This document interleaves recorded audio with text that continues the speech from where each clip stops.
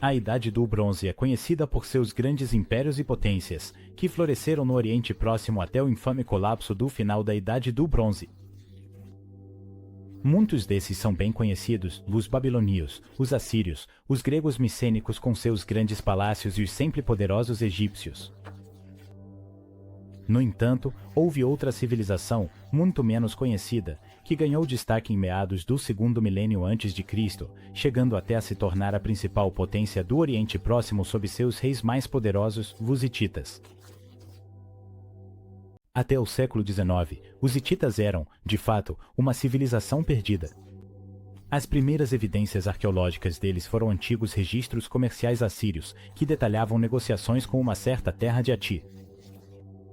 Anteriormente, os hititas eram conhecidos apenas por breves menções na Bíblia hebraica. No entanto, a descoberta de um número crescente de tabuletas cuneiformes, textos em uma língua desconhecida, instigou os estudiosos. Foi a redescoberta da capital hitita, Hattusa, e as escavações realizadas lá desde 1907 que têm, aos poucos, revelado cada vez mais sobre essa civilização enigmática. A imagem que surgiu das escavações e investigações sobre os hititas revelou uma civilização complexa e avançada. Mestres na arte da guerra, os hititas e seus poderosos condutores de carruagens estabeleceram um império que se estendia por toda a Anatólia e avançava para o sul, até a Síria. Seus artesãos e metalúrgicos produziam obras belas e intrincadas. Eles haviam estabelecido códigos legais, eram hábeis na administração do Estado e adoravam uma impressionante variedade de deuses e deusas. Para entender melhor esse povo desconhecido e fascinante, vamos explorar sua sociedade e cultura e tentar responder à pergunta: quem foram os hititas? As origens dos próprios hititas são um tanto obscuras. Como não sobreviveram listas de reis, dependemos das fontes escritas de outras civilizações do Antigo Oriente Próximo para construir uma imagem dos primeiros hititas, e qualquer datação que temos, por sua própria natureza, aproximada. Nossos primeiros vislumbres dos hititas vêm dos assírios no início do segundo milênio antes de Cristo. Os assírios vieram para a região em busca do valioso ouro e prata, que podiam ser encontrados em abundância na Anatólia.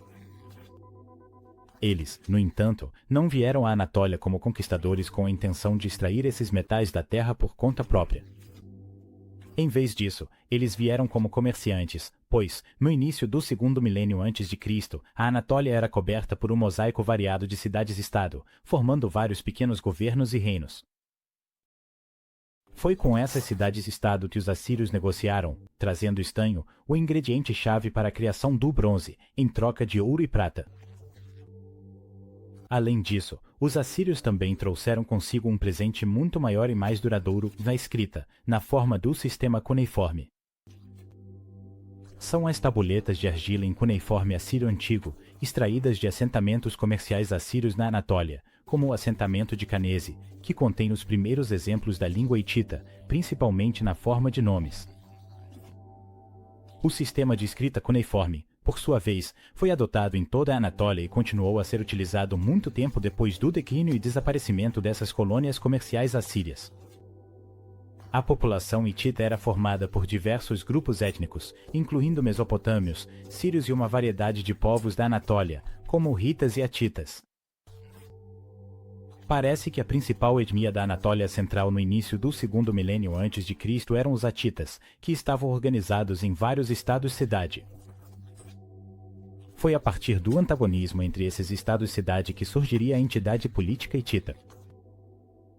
O texto de Anita, que se acredita ter sido composto no século XVIII a.C. e é considerado o texto mais antigo conhecido na língua hitita, descreve como Pitana, rei da cidade de Cossara, conquistou a cidade de Canes, ou Neza, como também era conhecida, que por acaso também abrigava uma colônia comercial assíria, tornando-a sua capital.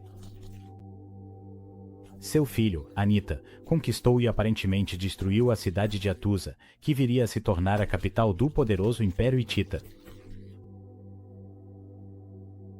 O primeiro verdadeiro rei hitita é tradicionalmente considerado como sendo Labarna, um monarca que governou um dos pequenos reinos no centro-norte da Anatólia entre o início e meados do século XVII a.C. De acordo com o Edito de Telepinu, um decreto escrito posteriormente, Labarna conquistou as terras ao redor de Atusa, incorporando vários reinos vizinhos ao seu novo domínio. Como observa o decreto, em toda a campanha que ele fazia, mantinha as terras do inimigo subjugadas ao seu poder, provavelmente reinando de cerca de 1680 até o ano 1650 a.C.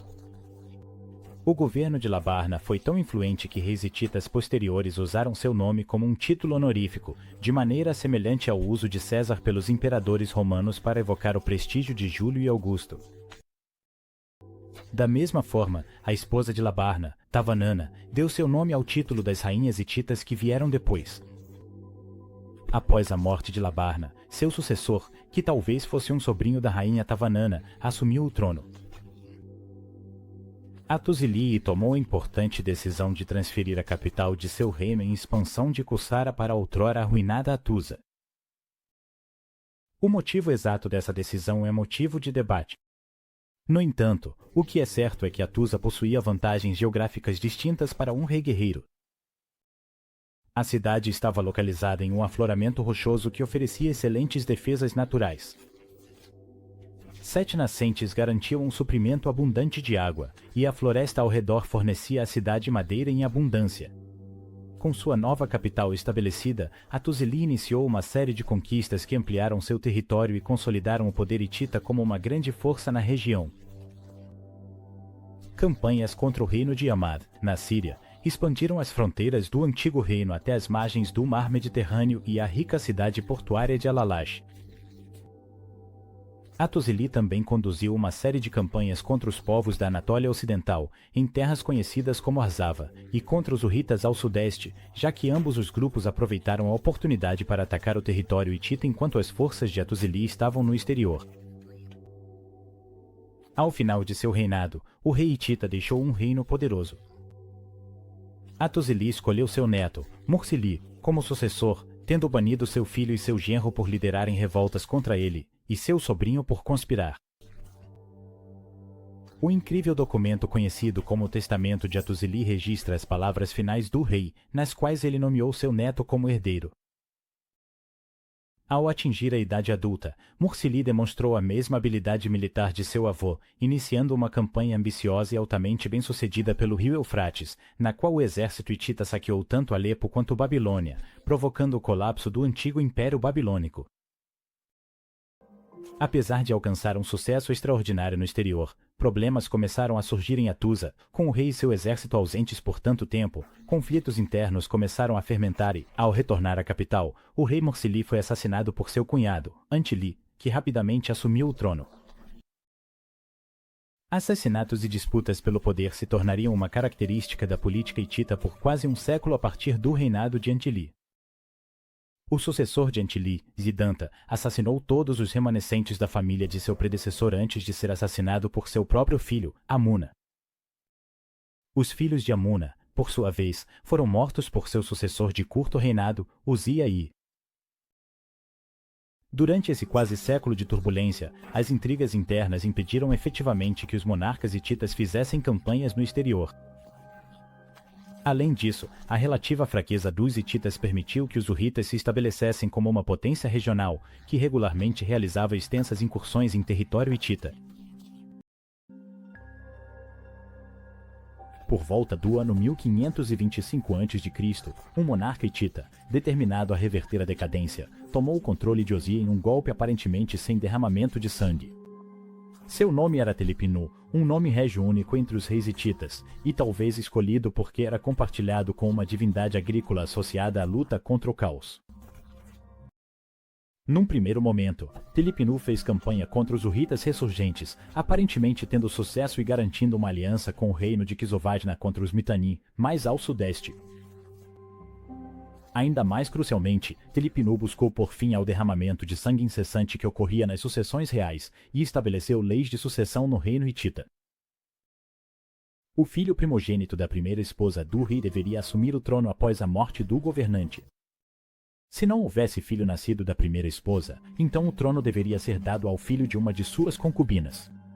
No caso de não haver nenhum descendente masculino, então o marido de uma das filhas do rei deveria ser adotado pela família e governar como rei. Apesar dessas ações, as reformas de Telipinu parecem ter sido em vão. Ele próprio morreu sem um herdeiro, já que seu filho havia sido assassinado. As décadas que se seguiram ao governo de Telipinu, conhecidas como Reino Médio, são caracterizadas pela fraqueza do reino hitita, já que sangrentas batalhas de sucessão continuaram sem cessar e povos vizinhos aproveitaram para lançar ataques regulares. Em especial, os casquianos, um povo não indo-europeu que habitava as regiões montanhosas ao longo das margens meridionais do Mar Negro. Esse período de estagnação só terminou com uma série de reis proativos e voltados para a guerra, cujo reinado inaugurou o período conhecido como Novo Reino no final do século XV a.C. No entanto, as coisas piorariam consideravelmente antes de melhorar, e o ressurgente Império Hitita foi forjado em batalhas contra os inúmeros inimigos que ameaçavam os governantes de Atusa. Voltaremos à narrativa histórica mais adiante. Por enquanto, vamos examinar a sociedade e a cultura dos hititas. O monarca ocupava o topo da sociedade hitita, tanto no sentido civil quanto religioso. Os reis hititas eram considerados representantes divinamente designados dos deuses na terra e atuavam como sumos sacerdotes responsáveis por manter a relação entre o humano e o divino. Após a morte, os monarcas geralmente eram deificados, juntando-se ao panteão de deuses pela eternidade. A administração dos assuntos civis ficava, em grande parte, nas mãos de um chefe oficial conhecido como Azanu, que supervisionava as principais funções da ordem cívica, acesso à água, saneamento e segurança contra incêndios. Isso pode parecer uma função estranha, mas era fundamental em uma sociedade cujas cidades eram construídas principalmente de madeira inflamável e casas de tijolos de barro. Auxiliando o Azanu estavam dois altos funcionários conhecidos como masquim, além de uma série de outros oficiais, sentinelas e arautos. Nas províncias, governadores distritais conhecidos como Belmed-Gauti eram responsáveis por manter a ordem e administrar a justiça em nome do monarca. A lei hitita sobrevive em uma série de códigos legais, que se destacam pelo uso da justiça compensatória em vez da justiça retaliatória. Ao contrário dos antigos códigos de leis babilônicos, que determinavam que um homem que quebrasse os ossos de outro deveria ter seus próprios ossos quebrados como punição, as leis hititas exigiam que a parte infratora oferecesse compensação financeira à sua vítima. A pena de morte parece ter sido muito raramente aplicada, e principalmente para crimes sexuais. Os julgamentos normalmente eram realizados nos portões das cidades, com todos os participantes prestando juramento e as sentenças sendo proferidas pelos governadores regionais. No entanto, o rei permanecia no topo do sistema jurídico, e todos os cidadãos hititas tinham o direito de apelar ao monarca contra qualquer sentença proferida contra eles. Embora a maior parte do que sabemos sobre os hititas venha de obras de arte ou inscrições encomendadas por pessoas ricas ou pela realeza, e portanto trate principalmente das elites, podemos inferir algumas coisas sobre o hitita comum a partir de representações artísticas. Embora relativamente raras, as figuras masculinas geralmente são mostradas vestindo túnicas de mangas curtas que terminam acima do joelho, e as mulheres usam mantos longos. Linho ou lã provavelmente eram os materiais mais comuns utilizados, enquanto o couro era usado para cintos e outros fechos. Tanto homens quanto mulheres são retratados usando joias, em especial brincos de argola e sapatos característicos de bico pontudo com a ponta curvada para cima. Os homens são geralmente retratados com a barba feita. Embora aparentemente consideradas o gênero inferior, as mulheres e a feminilidade eram muito reverenciadas na religião hitita, com deusas responsáveis pelo cultivo do grão, pelo nascimento e pela criação da vida. As representantes das deusas eram, em sua maioria, mulheres. Praticantes religiosas conhecidas como Asa-Uva ou mulheres sábias realizavam rituais que envolviam recitação. Ter filhos era uma expectativa para as mulheres hititas, e sacerdotes ou mulheres sábias assistiam aos partos, onde encantamentos rituais eram entoados durante todo o processo. As mulheres hititas participavam plenamente da vida comercial e agrícola, trabalhando como operárias, cozinheiras, musicistas, tecelãs e estalajadeiras. O nível mais baixo da sociedade hitita era composto por escravos, principalmente prisioneiros capturados em guerras, embora fosse possível que uma pessoa se tornasse escrava como punição por crimes especialmente graves, como assassinato. Por exemplo, um assassino podia ser condenado a se tornar escravo da família de sua vítima. Embora, teoricamente, o senhor tivesse poder total sobre seus escravos, eles eram um bem valioso e, por isso, era improvável que sofressem mutilação ou morte pelas mãos de seus donos. Curiosamente, os escravos hititas não eram totalmente desprovidos de direitos. Eles podiam possuir e acumular bens, comprar sua liberdade e até mesmo eram sujeitos a multas reduzidas nos códigos de leis hititas. Os escravos frequentemente recebiam seus próprios lotes de terra, além de terem que trabalhar nas terras de seus senhores, o que lhes dava interesse em aumentar a produtividade.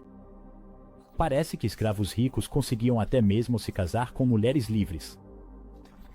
A mulher permanecia livre nesse tipo de casamento, mantendo seu status social, e qualquer filho dessa união também nascia livre. Talvez não seja surpresa para você saber que a economia hitita era principalmente agrícola. A maioria da população se dedicava à agricultura de subsistência, geralmente em uma série de pequenos lotes de terra que eram passados de geração em geração dentro das famílias. A culinária hitita parece ter consistido principalmente em vários tipos de ensopados e sopas. A carne era cara demais para o consumo diário, exceto para os mais ricos. A viticultura também era importante, embora o consumo de vinho fosse, principalmente, um privilégio da elite ou das classes mais altas. Por ser uma região mediterrânea, o azeite de oliva, é claro, era incrivelmente importante e era utilizado tanto no preparo diário dos alimentos quanto em contextos rituais para unção e como oferenda. A criação de animais também era uma atividade constante.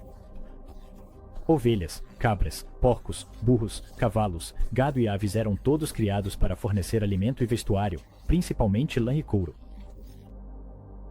Abelhas também eram criadas para a produção de mel e cera.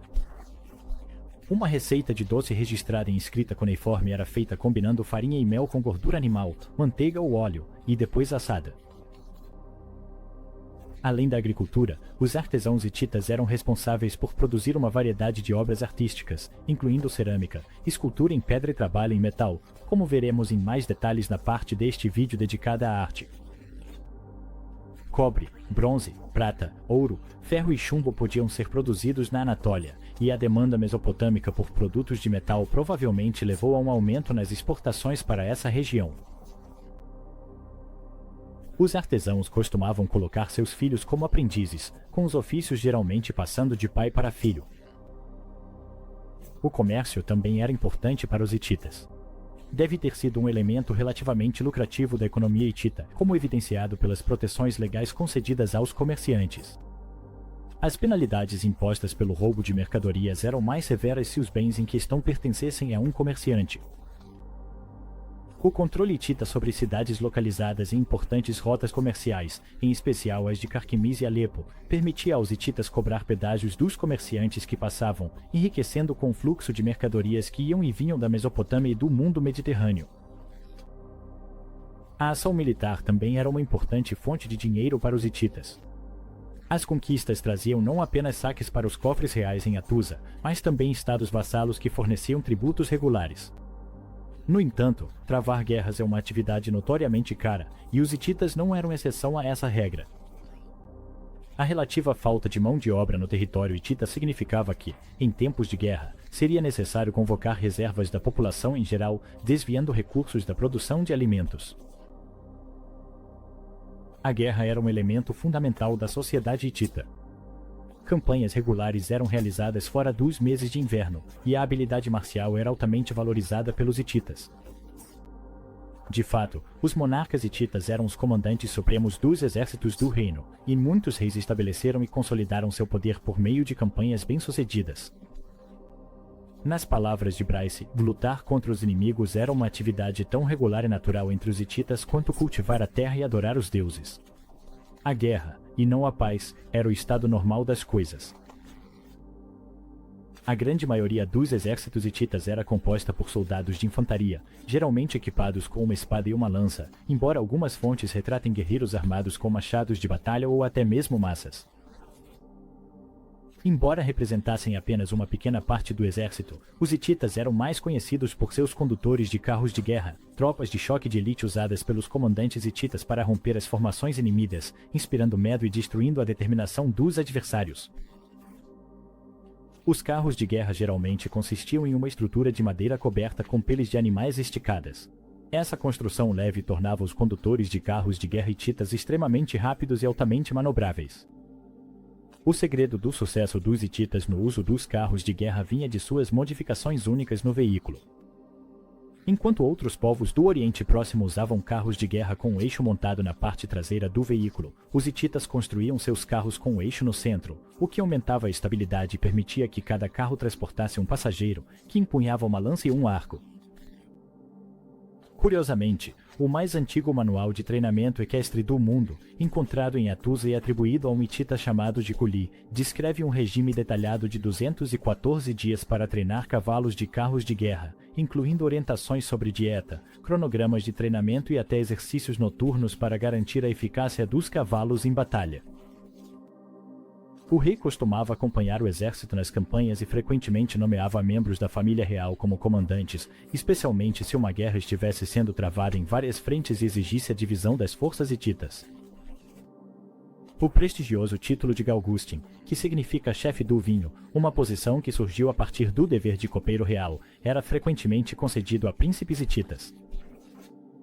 O Galgustin era responsável por manter os exércitos da nação e, em certos momentos, precisava liderar tropas em nome do rei.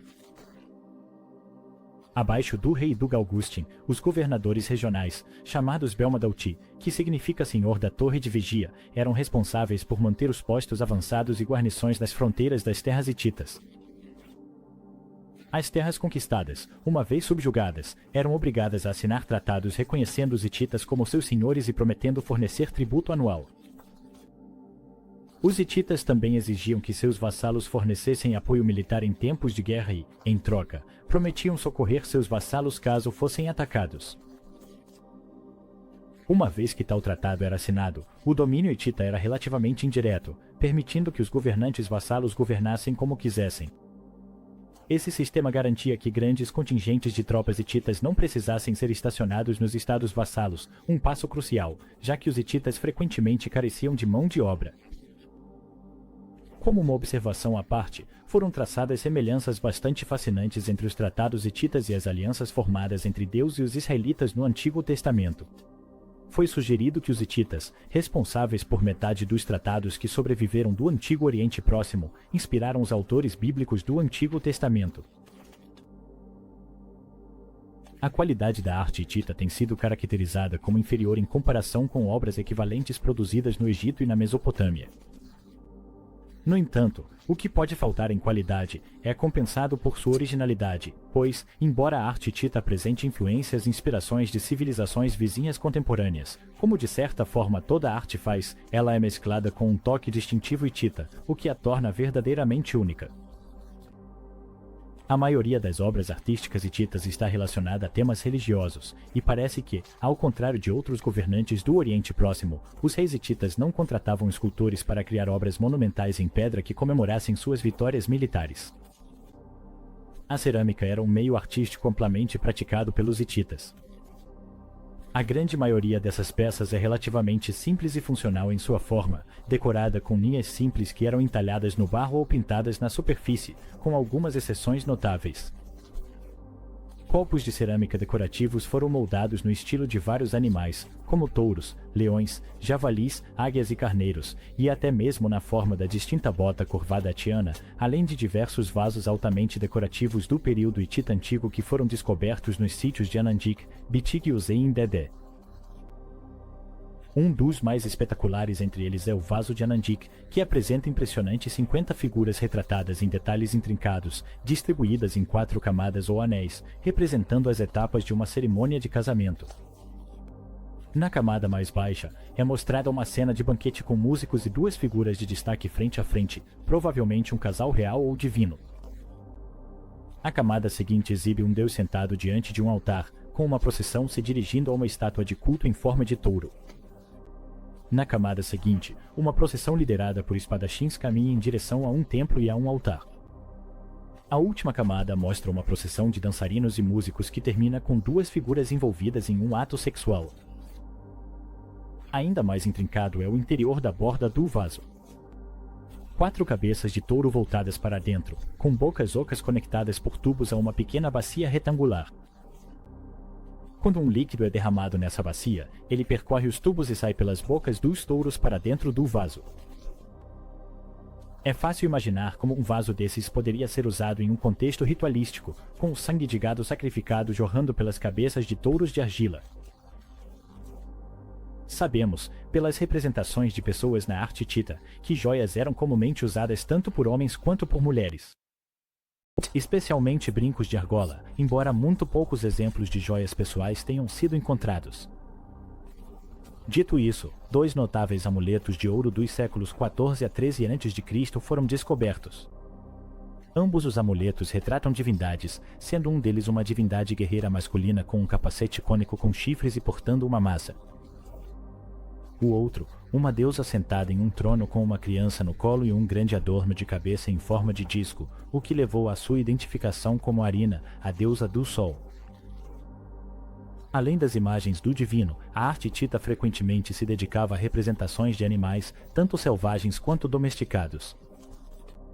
A imagem do cervo ou veado é talvez a mais comum, um motivo bem conhecido na arte da Anatólia que remonta a tempos anteriores aos próprios hititas.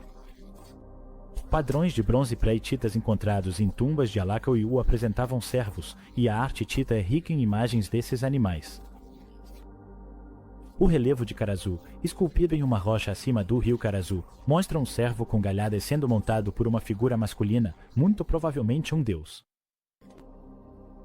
Tábuas cuneiformes que sobreviveram nos dão descrições instigantes de obras de arte que não chegaram até nós. Estátuas de ouro e prata de cervos, trabalhadas por artesãos para uso em festivais religiosos. Outros animais selvagens também eram temas comuns na arte hitita. Leões e águias, associados intimamente à realeza, eram representados em pedra tanto em pequena escala, como no ortostato de Alakauiú que retrata uma caçada ao leão, quanto nos enormes portais monumentais desse mesmo local e na capital Atusa. Leões e águias de pedra, valorizados por sua ferocidade e velocidade, ofereciam proteção espiritual. Ao colocar esses monumentos nos portões da cidade, os hititas pretendiam proteger seus assentamentos contra infortúnios ou ataques militares. O ícone da águia de 2 cabeças encontrado em um portão de Alakauiú foi um emblema posteriormente utilizado pelos imperadores bizantinos. Talvez as obras artísticas hititas mais elaboradas que ainda existem hoje sejam vários copos decorativos para beber, feitos de prata durante os séculos 13 ou 14 a.C., conhecidos nos textos hititas como bibiru. Um desses recipientes, moldado na forma de um cervo, foi enviado como presente ao faraó egípcio pelo rei hitita Suppiluliuma-I. Este copo é tão elaborado que sua superfície de prata fina apresenta até mesmo um relevo complexo de uma cerimônia religiosa envolvendo o corpo do cervo próximo à borda do copo, um exemplo notável da arte hitita. A religião hitita, como muitas religiões do Antigo Oriente Próximo, girava em torno da adoração de um grande número de divindades. Os deuses eram venerados e temidos na mesma medida, seus caprichos personificados nas forças do mundo natural das quais a sobrevivência humana dependia. Satisfazer os deuses por meio de orações e sacrifícios era essencial para a vida, prosperidade e vitória militar. Os hititas, como outros povos politeístas antigos, frequentemente adotavam os deuses e deusas de outros povos em seu próprio panteão, fossem eles divindades de civilizações vizinhas ou de povos conquistados pelos hititas incorporados ao seu império. Em alguns casos, utilizava-se o sincretismo, e as novas divindades eram fundidas com uma divindade hitita equivalente para assimilá-las ao panteão. No entanto, com mais frequência, os hititas parecem ter adotado novos deuses e deusas em massa, e aparentemente em números muito grandes. Uma oração composta pelo rei Muwatalli menciona 140 deuses diferentes, sendo a grande maioria deles variações locais do deus da tempestade. Essa abordagem acumulativa em relação às divindades parece refletir, nas palavras de Stone, uma mentalidade de proteger o estado de enfrentar o desagrado de alguma divindade esquecida. O risco de desastre que poderia ocorrer ao deixar de reverenciar qualquer divindade era simplesmente grande demais. Era muito mais seguro, por assim dizer, cobrir todas as possibilidades e rezar para todos os deuses. De maneira semelhante, ao conquistar um novo território, os hititas costumavam levar as estátuas dos cultos das divindades locais, trazendo-as de volta para Tusa para serem veneradas. Manter fisicamente as estátuas dos cultos de deuses estrangeiros em terras hititas também impedia que esses deuses ajudassem os inimigos dos hititas e garantia a prosperidade do Estado hitita. A adoção de divindades pelos hititas fazia com que sua religião fosse fortemente influenciada pelas crenças religiosas de outras civilizações, tanto dos povos vizinhos quanto de seus predecessores na Anatólia, os atianos e os hurritas. Um texto em particular, preservado em tabuleta e conhecido como Realeza no Céu, é um bom exemplo disso. Ele narra uma versão hitita do mito da criação envolvendo o pai dos deuses Hurrita, Kumarbi, na qual Kumarbi destrona seu pai, o deus do céu Anu. Em resposta, Kumarbi é destronado por seu filho, o deus da tempestade Teshub, e acaba sendo derrotado por sua própria descendência em uma narrativa que já foi comparada aos mitos gregos da criação relatados por Hesíodo.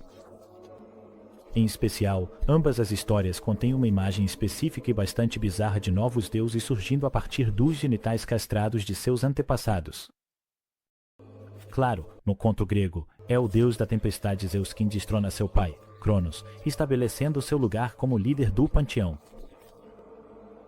A influência do Egeu na religião hitita é evidente, já que muitos outros textos, como a Canção de Prata e a Canção de Ulicumi, apresentam semelhanças marcantes com a mitologia grega. Assim como os gregos, os deuses dos hititas eram divindades volúveis, cuja ausência e intervenção no mundo humano decidiam o destino dos mortais.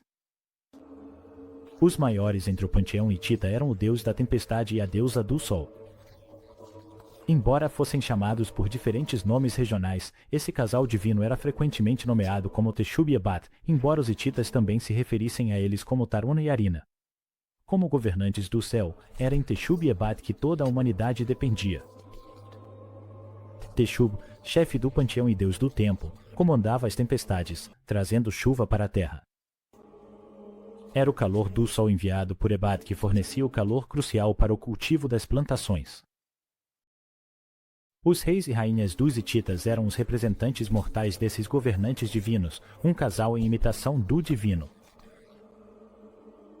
Abaixo do deus da tempestade e da deusa do sol havia uma infinidade de divindades atribuídas a todos os aspectos da sociedade que supervisionavam todos os aspectos da vida cotidiana. A filha de Teshub, Inara, caçadora divina, era responsável pelos animais selvagens do mundo. Azumili era o deus dos metalúrgicos e artesãos, cujas fornalhas divinas expeliam fumaças capazes de envolver as tropas hititas em uma nuvem protetora. Anahana era uma deusa-mãe, intimamente associada ao lar e ao parto. Isdustai e Papaya eram deusas do submundo que, como as três moiras da mitologia grega, fiavam e cortavam o fio da vida dos mortais. Todos os elementos do mundo natural tinham suas divindades correspondentes, assim como o ambiente doméstico. Havia deuses do lar, das janelas e até mesmo dos trincos das portas. Textos hititas que descrevem rituais religiosos sobreviveram em grande quantidade. Os rituais eram realizados em todos os níveis, desde as ofertas domésticas mais simples até grandes cerimônias de estado destinadas a garantir boa sorte nas batalhas ou colheitas abundantes. O sacrifício era o principal método para apaziguar os deuses. Ovelhas, cabras e gado eram levados ao templo, acompanhados por uma procissão de dançarinos e músicos, antes de serem abatidos e cozidos em um ensopado pelos sacerdotes. Um texto descreve a criação de uma espécie de sanduíche ritual. Ele então parte 2 pães comuns e os coloca sobre a mesa. Ele coloca o fígado em cima deles. Vinho, cerveja, mel, leite e óleo também eram sacrificados. Os alimentos sacrificiais eram consumidos pelos adoradores ou então queimados. O sangue dos animais sacrificados também era utilizado. O pão podia ser mergulhado no sangue oferecido ao altar, derramado como libação em fossos ou, de forma bastante macabra, jogado sobre as paredes do templo e sobre a estátua do culto como um método de purificação ritual. Festivais regulares eram uma característica crucial do culto hitita, com mais de 100 dessas celebrações ocorrendo a cada ano, variando enormemente em forma e função. No entanto, a maioria tinha algumas características em comum, rituais envolvendo pão, entretenimentos e esportes ritualizados. No quesito entretenimento, os festivais hititas envolviam dança, canto e procissões, utilizando harpas, liras, alaúdes, chifres e tambores.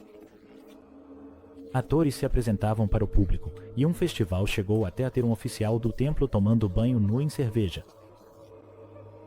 Boxe, luta livre, arremesso de peso e levantamento de peso foram todos registrados como esportes ritualizados praticados nos festivais religiosos hititas. O mais intrigante de todos é um esporte descrito em textos cuneiformes como luta de queijo. Não está claro se o queijo em questão era usado como arma de combate ou como algum tipo de bola com a qual as equipes tentavam marcar pontos. A oração também era muito importante, e os monarcas hititas, como líderes religiosos de seu povo, faziam inúmeros apelos aos deuses. Uma dessas orações, escrita pelo rei Mursili II, pedia aos deuses que afastassem uma praga do Império Hitita, para que as próprias divindades não ficassem sem adoração. Se os deuses, meus senhores, não removerem a praga de Ati, os que fazem pães de oferenda e os que derramam libações continuarão morrendo.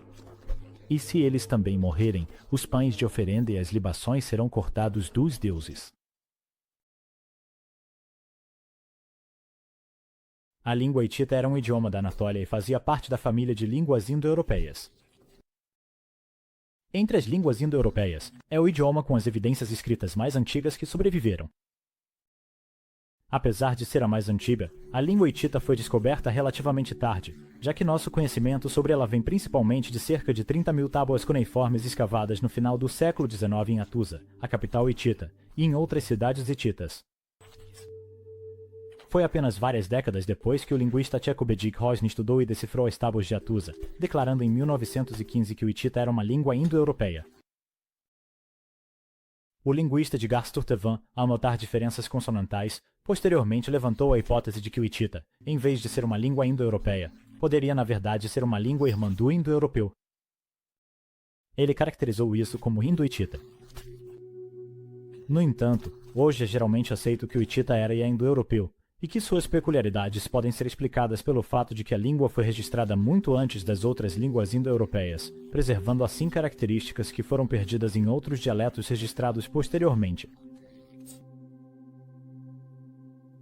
O período conhecido como Novo Reino começou durante o reinado do rei Tudalia II, provavelmente por volta do ano 1425 a.C. O governo de Tudalia foi marcado por guerras, especialmente contra as cidades-estado de Arzava, no oeste da Anatólia, como Apala, Vilusa e Mira. De especial interesse para os estudiosos está a cidade-estado de Vilusa, que, a partir de referências esparsas em fontes contemporâneas, acredita-se ter sido a lendária cidade de Troia, saqueada pelos aqueus na Ilíada de Homero. Sozinhas, essas cidades-estado não eram muito poderosas.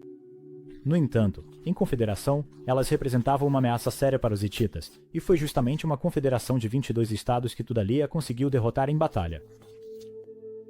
Mais uma vez, os casquianos aproveitaram a ausência das forças hititas para lançar ataques, antes que o rei retornasse às pressas para expulsá-los. Além disso, o vitorioso Tudalia fez campanhas contra os hurritas, saqueando cidades de Mitanni e anexando o antigo estado tampão de Kisuvajna. No entanto, apesar desses sucessos, os hititas aparentemente continuaram sendo atormentados por seus vizinhos hostis durante o reinado dos sucessores de Tudalia. Os Casca ao norte, os Arzava a oeste e os hurritas a leste passaram a atacar os hititas com tanta ferocidade que a capital Atusa foi temporariamente abandonada e transferida para Samurra. O faraó Amenhotep III, escrevendo a um dos reis de Arzava, afirmou: ouvi dizer que tudo acabou e que o país de Atusa está paralisado. No entanto, não foi o fim. A partir de Samurra, lenta mais seguramente, o rei Tudalia III, auxiliado por seu filho mais novo, Suppiluliuma, envolveu-se em 2 décadas de conflito prolongado, recuperando gradualmente os territórios perdidos na Anatólia. Após a morte de Tudalia, Suppiluliuma usurpou e assassinou seu irmão mais velho, conquistando o trono com o apoio do exército, que ele havia ajudado a liderar com sucesso por muitos anos. Suppiluliuma era um líder ousado e resoluto. Aproveitando sua vantagem, o novo rei concentrou-se no sudoeste, conquistando Alepo e Carquemis, instalando seus filhos como vice-reis, ao mesmo tempo em que derrotava os Mitanni e deixava os hititas como a principal potência política da região.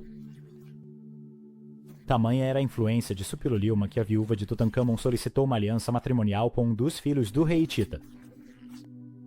Essa aliança nunca se concretizou, pois Zananza, filho de Suppiluliuma, foi assassinado a caminho do Egito. Aparentemente no auge de seu poder, os hititas foram atingidos por uma praga que assolaria o império por décadas e que acabou matando o rei Suppiluliuma e seu sucessor, Anuvanda II, a doença bacteriana mortal conhecida como tularemia. Apesar dessa epidemia devastar o território hitita, o filho mais novo de Suppiluliuma, Mursili II, obteve algum sucesso militar limitado, com seus irmãos Telepinu e Piesli governando Alepo e Carquemis como vice-reis. A fronteira hitita no leste estava segura contra os poderes imperiais do emergente Império Assírio Médio e dos egípcios, permitindo que Mursili fizesse campanhas contra os estados de Arzava e os Casquianos. A guerra contra os arzavianos pode conter o primeiro exemplo conhecido de guerra biológica, já que os hititas enviaram vítimas da peste para o território inimigo. O reinado do filho e sucessor de Mursili, Muwatalli II, marcou o auge das disputas regionais com os egípcios e os assírios. Isso talvez tenha sido sinalizado pela decisão do novo rei de transferir a capital, logo após sua coroação, de Hatusa para Taruntassa, no sul da Anatólia. Um ato curioso, mas que talvez tenha sido planejado para aproximar o centro do poder hitita dos territórios disputados na Síria. As tensões com os egípcios pelas cidades contestadas de Cádiz e Amurru, fortalezas estratégicas localizadas nas lucrativas rotas comerciais que se estendiam a oeste da Mesopotâmia, explodiram em conflito aberto, culminando na Batalha de Cádiz em 1274 a.C. Cádiz pode ser vista, talvez, como o auge do poderio militar hitita. Um contingente estimado de 47.500 soldados hititas, incluindo mais de 3.000 carros de guerra, liderados por Muwatalli e seu irmão Hattusili, enfrentou uma grande força egípcia do faraó conquistador Ramsés II perto de Cádiz, às margens do rio Orontes. Fontes egípcias e relevos monumentais registram o desenrolar da batalha e Ramsés dividiu suas forças, enviando 2 divisões à frente como vanguarda. Espiões hititas conseguiram convencer os egípcios de que as forças de Muwatalli estavam muito longe, em Alepo. Foi quando os egípcios começaram a montar acampamento após ouvirem essa notícia que os hititas, escondidos na outra margem do Orontes, atacaram, rapidamente derrotando a vanguarda egípcia. Surpresos com o sucesso e encontrando o acampamento egípcio repleto de riquezas, os hititas teriam começado a carregar seus carros de guerra com tesouros. Isso deu ao restante das forças de Ramsés a chance de chegar e expulsar os hititas eufóricos. Com a situação chegando a um impasse, os egípcios recuaram para o sul, sendo perseguidos pelo exército hitita até Damasco. Embora a batalha tenha terminado tecnicamente empatada, politicamente os hititas saíram por cima. Eles mantiveram Cádiz e Amurru, chegando até a tomar Damasco por um curto período. Foi cerca de 15 anos após a Batalha de Cádiz, durante o reinado do irmão de Muwatalli, Hattusili III, que um tratado de paz foi firmado entre egípcios e hititas. No acordo de paz, cada lado concordou em respeitar a soberania do outro. Fronteiras foram estabelecidas na região contestada da Síria, e os faraós e reis hititas concordaram em se defender mutuamente caso um deles fosse atacado. O tratado também continha uma cláusula padrão em acordos de paz antigos, na devolução de opositores políticos que fugissem de um reino para outro. Cópias do tratado, tanto egípcias quanto hititas, sobreviveram até hoje. A versão egípcia, que foi enviada aos hititas escrita em acadiano, foi gravada em uma tábua de prata. Uma réplica dessa tábua cuneiforme está exposta atualmente na sede da ONU em Nova York. O tratado de paz firmado com os egípcios representa o auge do poder hitita. Eles haviam se estabelecido como senhores da Anatólia, controlavam as seções ocidentais das rotas comerciais mesopotâmicas que levavam ao Mediterrâneo e desfrutavam de um pacto de defesa mútua com a potência preeminente ao sul, os egípcios. No entanto, seria a ascensão dos assírios ao sudeste que levaria ao lento declínio e eventual desaparecimento do outrora poderoso Império Hitita. O filho e sucessor de Hattusili, Tudali IV, mal teve tempo de descansar sobre os louros conquistados por seu pai antes de ser acometido por agitações civis, instigadas pelos aqueus do Império Ocidental. Após reprimir isso, Tudali enfrentou um desafio ainda maior, o agravamento das relações com os assírios, que haviam se tornado uma nova potência. Tukulti-Ninurta-I, o novo governante da Assíria, provocou a ira do rei hitita ao invadir territórios hurritas sob hegemonia hitita, incluindo Mitanni. Em retaliação, Tudali ordenou um embargo comercial, proibindo o comércio com os assírios, uma medida que resultou em um conflito em grande escala, culminando na Batalha de Nihria, uma batalha que terminou em uma derrota vergonhosa para Tudalia, cujos vassalos e aliados parecem tê-lo abandonado no campo de batalha. Apesar desses reveses, os hititas parecem ter mantido a suzerania sobre seus estados vassalos sírios, como Garir e Amurru, e ainda conseguiram lançar uma invasão ao Chipre, reduzindo a ilha à condição de tributária por um tempo. Sugeriu-se que o declínio no fornecimento de cobre nas terras centrais dos hititas precipitou uma manobra tão ousada. No entanto, o declínio já havia começado, e apesar de Suqfirulilma, sucessor de Tudalia, ter realizado outra campanha bem-sucedida em Chipre, os assírios passaram a conquistar cada vez mais territórios na Síria e na Ásia Menor, às custas dos hititas. O exército hitita estava tão disperso que Suqfirulilma não conseguia nem mesmo manter o controle sobre seu próprio território, muito menos conter os avanços dos assírios. Um regime rival em Taruntassa, liderado por Kurunta, primo de Tudalia IV, tinha ambições sobre o trono. E para piorar ainda mais, uma série de secas devastadoras causou uma fome generalizada em todas as terras hititas. A situação estava tão grave que o faraó Merneptah enviou suprimentos emergenciais de grãos para os hititas.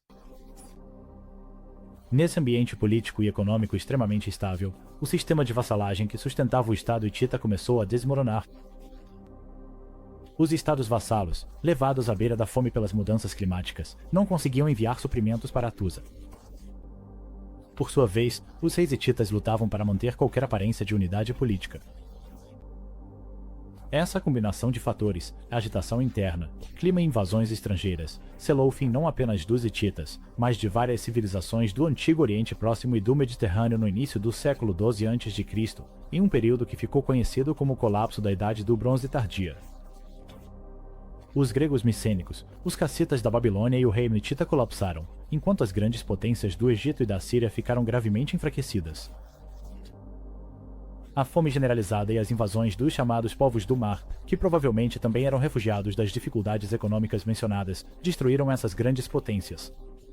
Como Pliny coloca, talvez os habitantes pudessem ter sobrevivido a um desastre, como um terremoto ou uma seca, mas não conseguiram sobreviver aos efeitos combinados de terremoto, seca e invasores em rápida sucessão.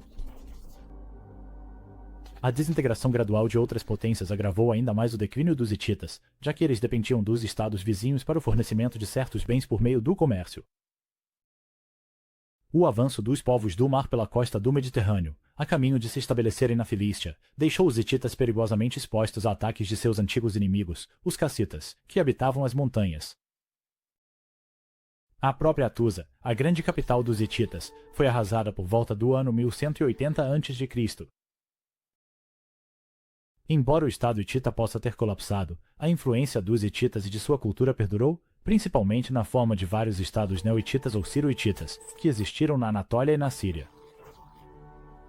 Os registros desses reinos são escassos. No entanto, sua cultura material mostra claras influências hititas, incluindo o uso de motivos artísticos tradicionais, como leões, imagens de caça e realeza, e a distinta bota hitita com a ponta enrolada. O maior desses reinos pós-hititas, e talvez o último a sobreviver, foi Carquemis. Sua divindade padroeira era a deusa hitita Cubaba. Com os estados neo-hititas na Anatólia tendo sido conquistados ou subjugados pelo rei neo-assírio conquistador Tiglat-Pileser por volta do ano 1160 a.C., os reinos ciro-hititas tornaram-se vassalos neo-assírios no século IX a.C. e foram finalmente incorporados ao império no finalzinho do século VIII. Assim foi que os hititas, muito tempo após a queda de seu reino, foram totalmente absorvidos pelas civilizações vizinhas. Obrigado por assistir. Se você gosta desses vídeos, pode encontrar conteúdo adicional no meu Patreon. Você também pode ter acesso antecipado aos próximos vídeos e acesso a cenas excluídas, ou seja, trechos que cortei do vídeo principal.